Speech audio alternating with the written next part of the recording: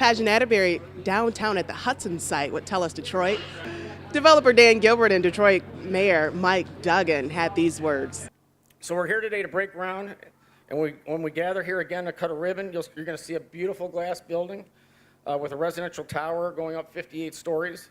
At the top, you'll be able to enjoy the first observation deck in the city that I know of, the substantial, real observation deck. It won't just be the best view of the city, but it'll be a vision that you've never really seen before, because you're going to see probably by that time, I'm going to make an assumption, there's going to be numerous cranes in the sky from left to right as you're looking. And I can't wait for that day. And hopefully we can get every single kid coming up, from kindergarten up in Detroit, whether they go to charter, whether they go to public schools, wherever they go, is part of that. We're already touring all the sixth graders through our shop now because, if you don't have hope, you don't have anything.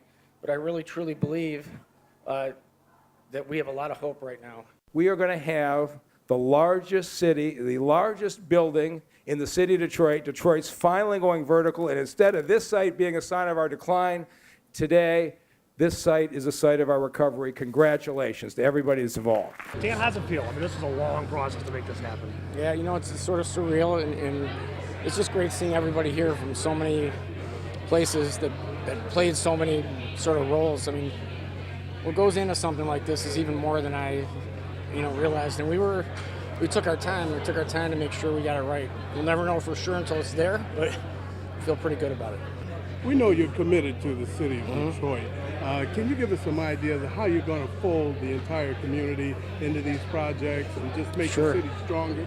Sure. Well, it's happening right now. It's happening already. I mean, we have 4,000 of our people living in the neighborhoods of Detroit. When we moved in, we had 73. So we have 4,000. We're the largest employer in Detroit. We're the largest minority employer in Detroit. We're active in the neighborhoods probably more than any entity there is, whether it's private or public. And we continue, especially where it relates to housing. And there's a whole education front, and there's a whole blight removal front.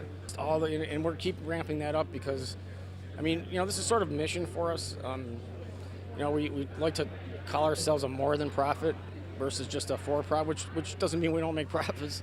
In fact, we think the model is better for everybody. So we're partnered with Shop Architects out of New York. So they're working with us on the design of this fantastic project, and we're glad to be part of it.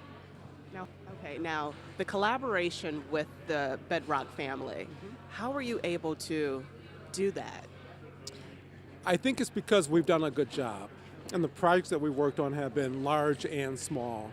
And some of the folks that are at Bedrock were employees of Hamilton Anderson at one time. So they know that we work hard.